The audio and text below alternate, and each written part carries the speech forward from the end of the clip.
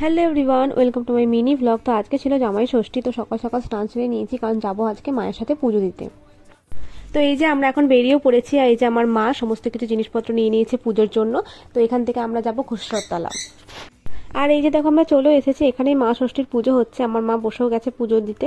তো এটা হচ্ছে বাবা ঘোষেশ্বরের মন্দির, এখানেই আমরা আসি জল ঢালতে শ্রাবণ মাসে। তো এরপর বাড়ি এসে নিয়ে নিয়েছি মায়ের কাছে ষষ্ঠীর ফোঁটা, আর তারপরে মায়ের কাছে গিয়ে দেখি মা আজকে বানাচ্ছিল সাবুর খিচুড়ি। এটা মা খাবে কারণ মা তো আজকে ভাত খাবে না। আর আমাদের জন্য সিম্পল মেনু, ডিমের ঝোল, পটল ভাজার, ঢেঁড়স ভাপা। তো চলো ঝটপট ভাতটা খেয়ে নিই। আর এরপরেই কিন্তু দিয়েছিলাম লম্বা একটা ভাত। আমার ঘুম থেকে উঠে দেখি মা আজকে রাতে রান্না শুরু করে দিয়েছে, কারণ আগের দিন রাতেই আমি মাকে বলেছিলাম যে আজকে কিন্তু আমি চানা মশলার পরোটা খাবো, তো সেটাই মা বানাচ্ছিল। তো এদিকে দেখো পরোটাও রেডি হয়ে গিয়েছে, আর চানা মশলা এখানে রেডি, আর ওইদিকে ছিল তোমার কমলাভোগ।